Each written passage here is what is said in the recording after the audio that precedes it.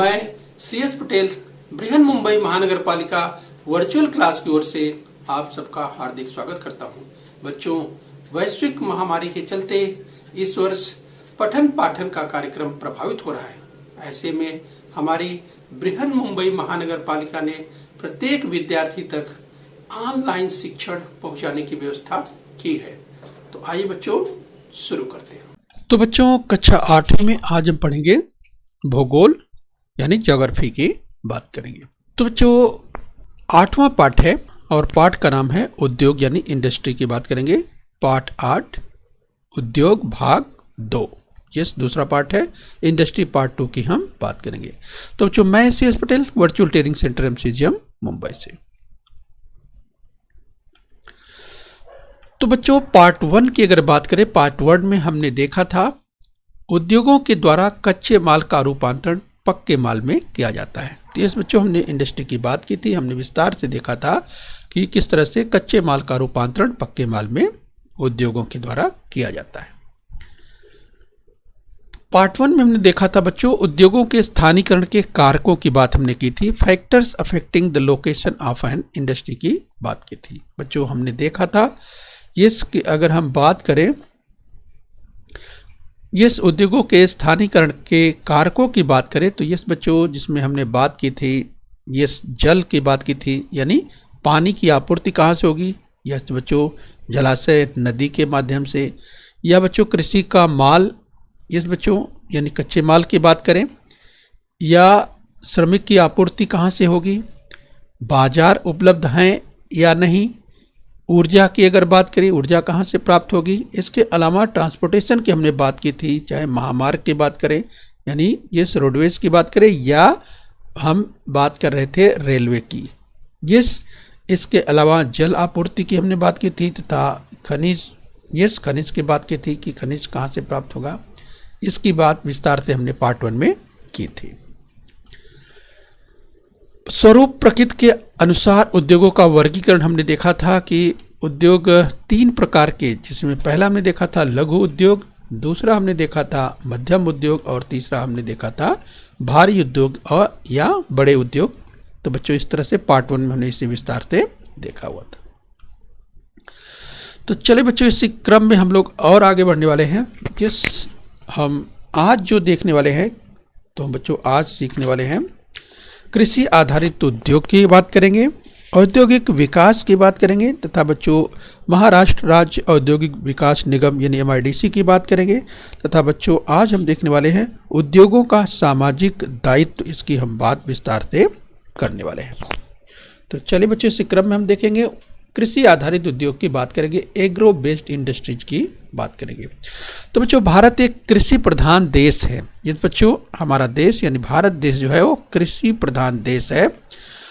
चूँकि अधिकांश जनसंख्या की अगर बात करें जो कि बच्चों कृषि में लगी हुई है, इसीलिए भारत एक कृषि प्रधान देश है। भारत में कृषि उत्पादन में विविधता पाई जाती है, इसलिए कृषि आधारित उद्योग भी यहाँ पे बहुत हैं।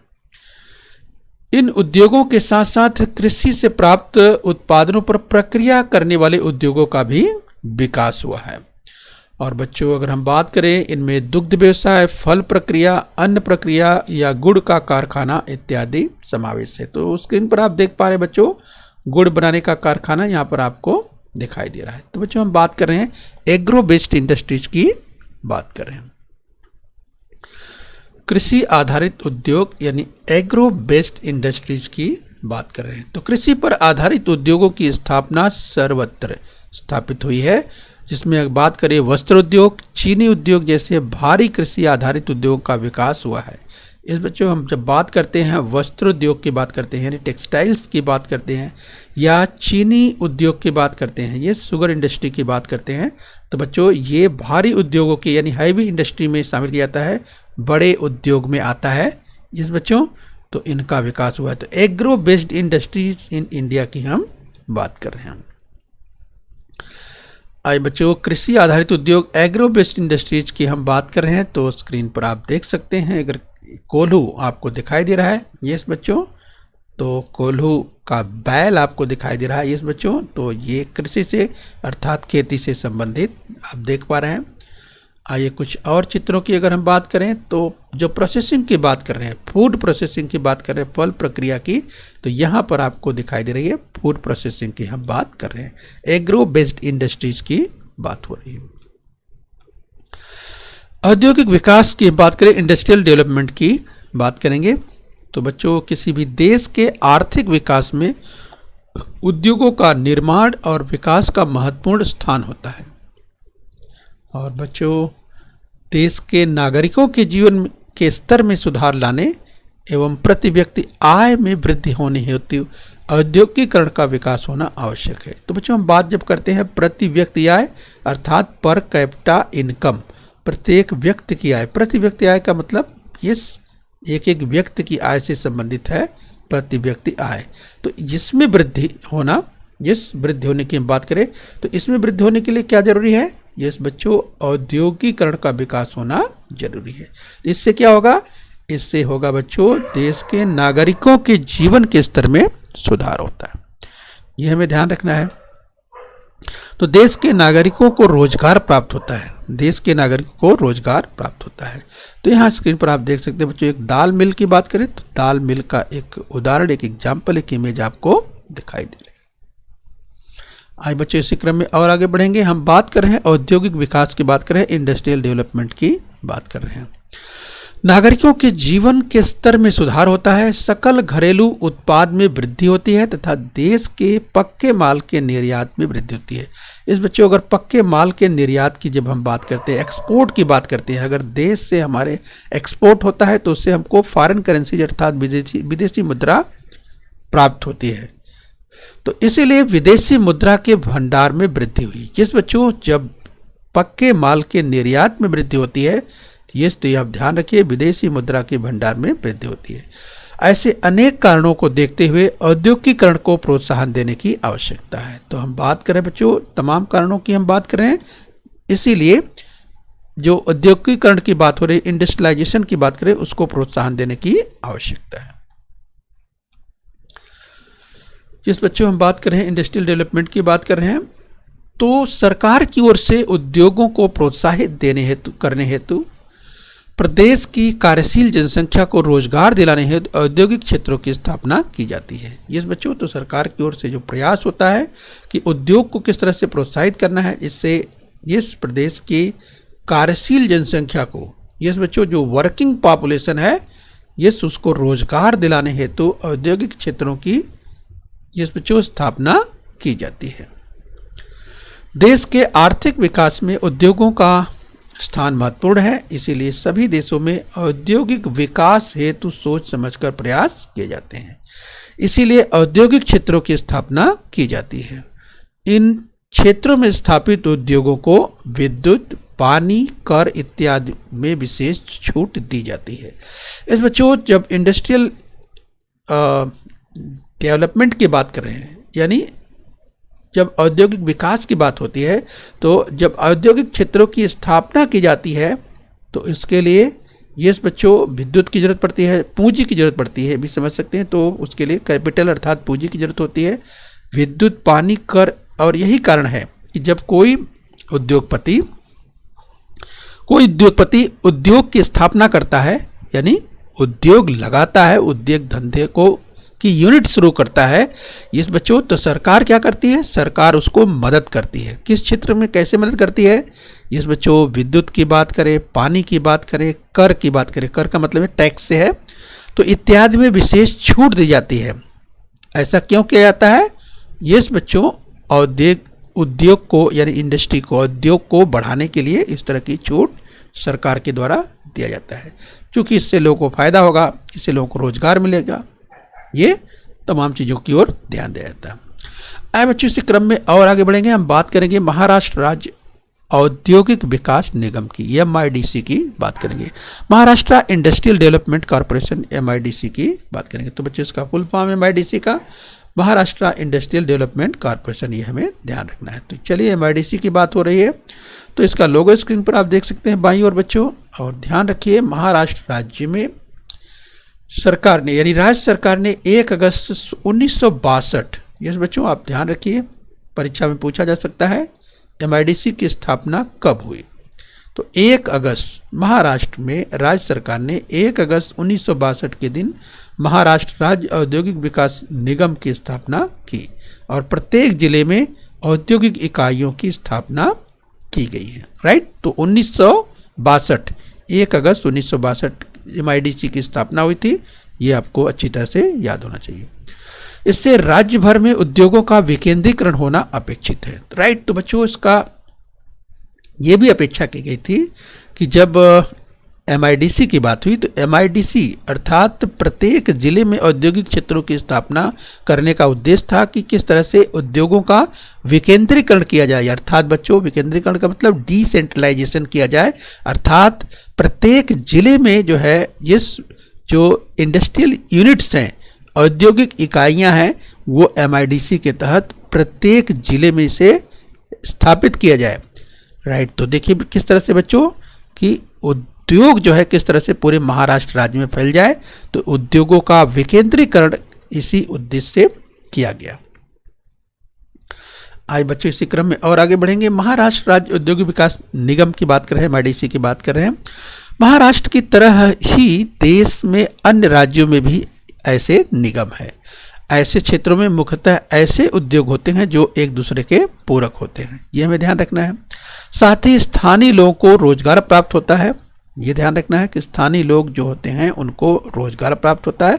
ऐसे क्षेत्रों में उद्योगों के लिए आवश्यक अलग अलग सुविधाएं प्रदान की जाती हैं। इस बच्चों हम बात कर रहे हैं MIDC की बात कर रहे हैं, महाराष्ट्र औद्योगिक विकास निगम की बात कर रहे हैं। बच्चों औद्योगिक विकास के कारण कई लाभ प्राप्त होते हैं, साथ ही औद्योगिकीकरण के कारण कुछ समस्याएं भी उत्पन्न होती हैं। तो चलिए बच्चों, अगर हम इंडस्ट्रियल ग्रोथ की बात करें, औद्योगिक विकास की बात करें, इंडस्ट्रियल डेवलपमेंट की बात करें, तो इससे कई लाभ भी होते हैं तो कई समस्याएं भी उत्पन्न होती हैं, ये हमें ध्यान होना है। बच्चों औद्योगिकीकरण के कारण प्रदेश के युवकों को रोजगार मिलता है, साथ ही प्रति व्यक्ति आय बढ़ने में सहायता मिलती है। चलिए, अगर उद्योग धंधे लगेंगे तो लोगों को रोजगार प्राप्त होगा, और बच्चों जब रोजगार प्राप्त होगा तो उनकी आमदनी बढ़ेगी, और आमदनी बढ़ती है मतलब प्रति व्यक्ति आय उनकी बढ़ जाती है। तो अगर प्रति व्यक्ति आय बढ़ जाती है तो इसका मतलब क्रय करने की क्षमता बढ़ जाती है, तो ये विकास के लक्षण है। तो कृषि प्रधान देश में कृषि पर आधारित उद्योग धंधों का विकास आर्थिक विकास हेतु आवश्यक होता है। ऐसे उद्योगों में के कारण कृषि और देश का विकास भी होता है, लोगों का जीवन स्तर सुधरता है। राइट, क्योंकि भारत एक कृषि प्रधान देश है, और ऐसे में अगर कृषि पर आधारित उद्योग धंधों का विकास, अगर आर्थिक विकास, उसके लिए जरूरी है कि कृषि और देश का, यानी ऐसे उद्योगों के कारण कृषि और देश का विकास होता है, और इससे लोगों का जीवन सुधरता है। तो बात होती है बच्चों इसीलिए एग्रो बेस्ड इंडस्ट्री की बात होती है, कृषि पर आधारित उद्योग, जिसकी हम बात करने वाले। तो बच्चों जरा ध्यान से आप देखिए, अभी हमने चर्चा की, आप याद कीजिए। यहाँ पर हमने अभी बात की जब इंडस्ट्रियल ग्रोथ की बात हो रही थी, इंडस्ट्रियल डेवलपमेंट की बात हो रही थी। तो चलिए बच्चों, अगर उद्योग धंधे अगर बढ़ेंगे तो कुछ लाभ होगा तो कुछ समस्याएं भी होगी। तो यहाँ पर क्या देखना है आपको बच्चों, आपको यहाँ पर लाभ और समस्या दोनों ही बिंदुओं पर विचार करना है। तो इस तरह से आपको दो कैटेगरी बना लेनी है, और एक तरफ बच्चों ये अगर लाभ की बात करें तो आपको एक में लाभ लिख लेना है इधर एक में, और इधर जो कॉलम नंबर 2 है इधर आपको लिख लेना है समस्या। तो इधर लाभ और इधर समस्या, ठीक है। अब जैसे रोजगार, तो रोजगार किस में आएगा, 1 में या 2 में? तो बच्चों चूंकि यहाँ पर रोजगार से लाभ प्राप्त होता है तो आप इसमें लाभ में लिखेंगे। जनसंख्या किस में आएगा बच्चों, जनसंख्या, अगर जनसंख्या मतलब बच्चों जनसंख्या अगर है तो समझिए यानी मैन पावर की बात होती है, इस बच्चों मानव संसाधन की बात होती है, तो इसलिए ये भी इसी में अर्थात लाभ में ही आएगा। जीवन स्तर को ऊंचा करना, जीवन स्तर को ऊंचा करने के लिए किस में आएगा, ये बच्चों इसी में आएगा, ये में ध्यान रखना है। बाजार की बात करें तो बाजार भी, ये बाजार अगर मार्केट है अर्थात जो उद्योग धंधों के द्वारा जो कुछ तैयार किया जाएगा उसके लिए मार्केट की जरूरत पड़ेगी, यस, जो कि यहाँ पर मार्केट है तो मार्केट भी इसी में आने वाला है। तो इस तरह से बच्चों आपको एक एक करके इससे देखना है कि किससे लाभ होगा और किससे कौन समस्या के दृष्टिकोण से। जैसे अगर यहाँ पर देखें तो प्रदूषण अगर आपको दिखाई दे रहा है तो प्रदूषण किस में आएगा बच्चों, उद्योग धंधे अगर स्थापित हो रहे हैं तो स्वाभाविक है इससे प्रदूषण भी बढ़ेगा। यस, तो प्रदूषण किस में आएगा, इसमें आएगा, किसमें, समस्या में आएगा, ये कॉलम नंबर 2 में आएगा। ठीक है बच्चों, तो इस तरह से आपको ध्यान देना है। और अगर हम बात करें बच्चों झुग्गी झोपड़ियों की बात करें, इस बच्चों झुग्गी झोपड़ियाँ ऐसे खास करके क्षेत्रों में जहाँ पर इंडस्ट्रियल यूनिट्स या औद्योगिक इकाइयाँ ढेर सारी लगती है, तो अगर वहाँ पर झुग्गी झोपड़ियों की संख्या अगर होती है राइट, तो एक समस्या बन जाती है। तो बच्चों ये अगर समस्या में समझ सकते हैं कि जहाँ पर झुग्गी झोपड़ियों की संख्या अगर अधिक बढ़ती है तो समस्या के रूप में उसे देख सकते हैं। तो इस तरह से बच्चों आपको यहाँ पे देखना है। जैसे परिवहन सुविधाओं का विकास, ये किस में आएगा, लाभ में आएगा। तो चलिए बच्चों इस कृति को आपको स्वतः पूरा करने का प्रयास करना है। ठीक है बच्चों, चलिए इसे आप स्वतः पूरा कर लेंगे। आइए बच्चों सूचना प्रौद्योगिकी उद्योग की बात कर लेते हैं, इंफॉर्मेशन टेक्नोलॉजी इंडस्ट्री की बात कर रहे हैं। जिस बच्चों अगर बात करें बच्चों जानकारी प्राप्त करने के माध्यम कौन कौन से हैं, तो बच्चों अगर आज की बात करें यस जो जानकारी प्राप्त करने की, तो हमें जो जानकारी प्राप्त होती है बच्चों अगर तेज गति की अगर बात करें यस बच्चों, तो हम चाहे गूगल की बात करें यस बच्चों, या हमें न्यूज की बात करें, समाचार पत्रों की बात करें, या बच्चों जो मीडिया के द्वारा न्यूज हैं या सोशल मीडिया के न्यूज़ हैं, तमाम माध्यम है जिससे हमको जानकारी प्राप्त होती है। यदि हमें शीघ्र जानकारी प्राप्त करनी है तो कौन से माध्यम से मिलेगी यस बच्चों, तो इसके लिए हमें इंटरनेट की जरूरत पड़ेगी और बच्चों इसके लिए गूगल है उसके माध्यम से। तो अगर आपको व्हाट्सअप, फेसबुक, गूगल मैप इत्यादि किसके आधार पर चलते हैं बच्चों, इंटरनेट के आधार पर चलते हैं। यस, तो इन बिंदुओं को हमको ध्यान रखना। हम बात कर रहे हैं इंफॉर्मेशन टेक्नोलॉजी की बात कर रहे हैं, यानी सूचना प्रौद्योगिकी उद्योग की बात कर रहे हैं। तो बच्चों सूचना प्रौद्योगिकी आज के युग में एक महत्वपूर्ण अभियांत्रिकी क्षेत्र है। इस क्षेत्र का कार्य संगणक के द्वारा चलता है, यानी संगणक का मतलब कंप्यूटर के द्वारा, और इस क्षेत्र में भारत ने अच्छी प्रगति की है। इस उद्योग में कार्यरत कुशल श्रमिक, इस बच्चों कार्यरत कुशल श्रमिक इसका मुख्य कारण है, तो ये हमें ध्यान रखना है। आइए बच्चे इस क्रम में और आगे बढ़ेंगे। हम बात कर रहे हैं सूचना प्रौद्योगिकी उद्योग की बात करें, इंफॉर्मेशन टेक्नोलॉजी इंडस्ट्री की बात कर रहे हैं। इस उद्योग में तकनीकी जानकारी ढूंढना, प्राप्त करना, विश्लेषण करना और उनका संग्रहण करना, आलेखों के द्वारा उनको प्रस्तुत करना और मांग के अनुसार आपूर्ति करना इत्यादि कार्य किए जाते हैं। तो यहाँ पर समझ सकते हैं बच्चों उद्योग में हम आईटी की बात करें, इंफॉर्मेशन टेक्नोलॉजी की बात करें, इस क्षेत्र में क्या होता है, इस जानकारियाँ ढूंढी जाती है, सर्च की जाती है और उसके बाद उसे प्राप्त करने के बाद उसको एनालाइज किया जाता है और उसके बाद डेटा संग्रह जो संग्रहण करते हैं उसको यस, और इसके बाद आलेखों के द्वारा उसे इंटरप्रेट किया जाता है, उसे प्रस्तुत किया जाता है और मांग के अनुसार उसकी आपूर्ति किया जाता है। तो इस तरह से बच्चों आईटी की अगर बात करें इस क्षेत्र में इस तरह से कार्य किए जाते हैं। और इन सभी जानकारियों का जो माध्यम है बच्चों इंटरनेट के माध्यम से, संगणकों की बात करें यानी कंप्यूटर की बात करें, मोबाइल की बात करें, इत्यादि साधनों के माध्यम से प्रबंधित किया जाता है यानी मैनेज किया जाता है। इन सभी के लिए विशिष्ट संगणक प्रणाली की रचना करना भी इस उद्योग का एक प्रमुख भाग है। आज संगणक एवं प्रौद्योगिकी का उपयोग बढ़ा हुआ है। इस बच्चों अगर कंप्यूटर की बात करें, टेक्नोलॉजी की बात करें तो ये उसका उपयोग तेजी से बढ़ता चला जा रहा है और अनेक प्रकार की जानकारी संगणक में संग्रहित की जाती है और एवं विश्व में उसका उपयोग किया जाता है। तो ये बच्चों हम बात कर रहे हैं इंफॉर्मेशन टेक्नोलॉजी इंडस्ट्री की बात कर रहे हैं। बाई और चित्र आप देख सकते हैं बच्चों। आइए आगे बढ़ेंगे।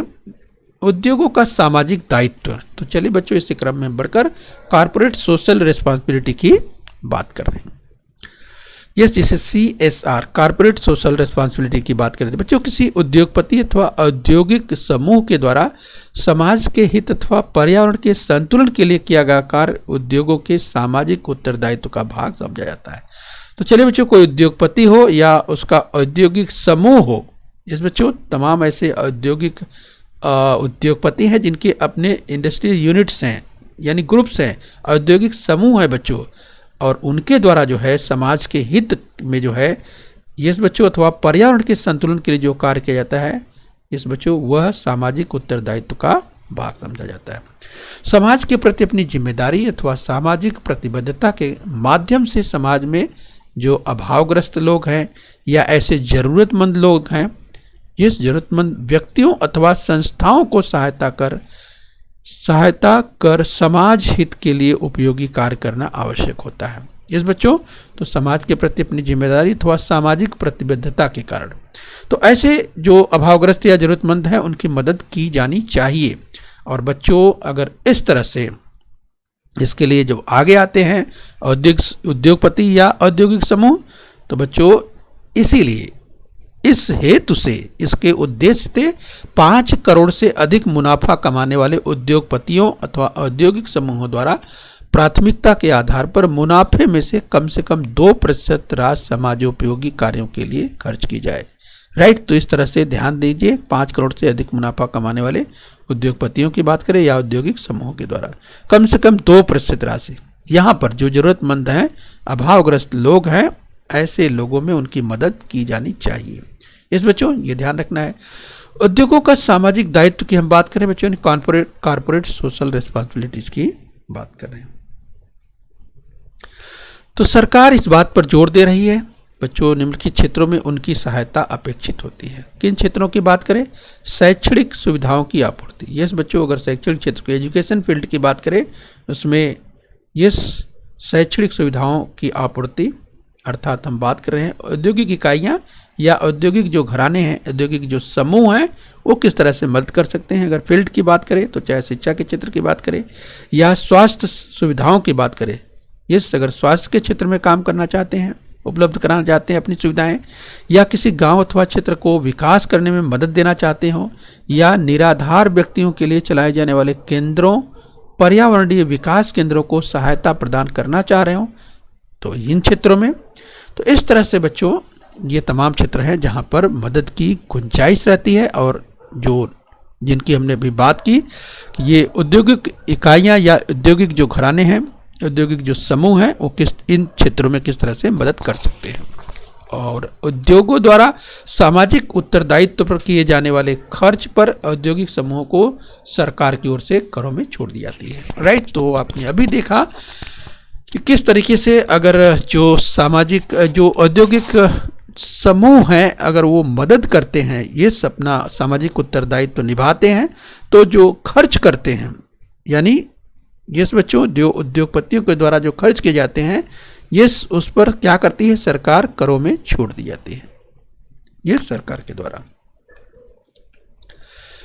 चलिए बच्चों, सूचना प्रौद्योगिकी के मुख्य केंद्रों को आईटी हब नाम से जाना जाता है। भारत में से कौन कौन से शहरों में ये आईटी हब है, इंटरनेट की सहायता से आपको ढूंढना है और भारत के मानचित्र पर सूची के साथ इसे दर्शाना है। तो चलिए बच्चों, अगर आईटी हब की बात करें, एक चित्र आपको दिखाई दे रहा है, तो आपको इंटरनेट की मदद से भारत में किस कहाँ पे आईटी हब है, इसकी सूचना आपको प्राप्त करके इस कृति को आपको पूरा करना है और उसे भारत के मानचित्र में दिखाना है। राइट, तो यह कृति है, तो आप करके आप देखिए बच्चों, हम उम्मीद करते हैं आप इस कृति को जरूर कर पाएंगे। आइए बच्चों और देखते हैं, जरा ध्यान से आप देखिए, उद्योगों के संदर्भ में तालिका पूरी कीजिए, ये भी कृति है बच्चों। चलिए इसकी थोड़ी चर्चा हम करते हैं। यस, तो अगर हम बात करें लोहे की छड़ें तैयार करना, तो बच्चे स्क्रीन पर आप देख सकते हैं, लोहे की अगर छड़ तैयार करना की अगर बात करें तो ये किस प्रकार का उद्योग है, ये है मोटा उद्योग, अर्थात बड़ा उद्योग, भारी उद्योग में आता है। और कच्चे माल की बात करें तो इसमें लौह खनिज, पानी, कोयला इत्यादि इसमें जो लगने वाला है वो कच्चा माल है। इसी तरह से मोमबत्ती तैयार करना है, तो मोमबत्ती तैयार करना किस में आएगा, लघु उद्योग में आएगा। उद्योग के प्रकार पूछा जा रहा है तो लघु उद्योग में आएगा। और मोमबत्ती बनाने के लिए क्या लगेगा बच्चों, मोम लगेगा, पानी लगेगा, सांचा लगेगा, ये इत्यादि चीज़ें यहाँ पर लगने वाली है। फर्नीचर बनाना, इस बच्चों अगर फर्नीचर बनाना है तो ये मध्यम प्रकार में आ जाएगा और इसमें लकड़ी लगेगी। यस, इसके अलावा रंग इत्यादि चीज़ें यहाँ पे लगने वाली हैं। कागज़ तैयार करना, अगर कागज़ तैयार करना है तो मध्यम उद्योग में आएगा। और बच्चों इसमें भी लकड़ी या उससे संबंधित जो यंत्र सामग्री रंग इत्यादि लगने वाले हैं। दवाइयाँ बनाना, बच्चों अगर दवाइयाँ बनाने की बात करें तो ये बड़े उद्योग में आएगा प्रकार में, और इसमें आप लिखेंगे। इसके अलावा औषधि, कौन कौन से औषध रसायन लगने वाले हैं, पानी लगने वाला है, और कौन कौन सी चीज़ें लगने वाली हैं।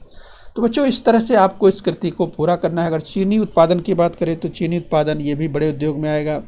गुड़ निर्माण की बात करें तो गुड़ निर्माण मध्यम उद्योग में आएगा। अगरबत्ती बनाना ये लघु उद्योग में आएगा। सूती वस्त्र, अगर उद्योग की बात करें, सूती वस्त्र तैयार करना है तो ये बड़ा उद्योग में आएगा। इसके अलावा रेलवे इंजन ये भी बड़े उद्योग में आएगा। पापड़ बनाना, बच्चों पापड़ बनाना, अचार बनाना, ये सब क्या है, ये सब लघु उद्योग में आते हैं।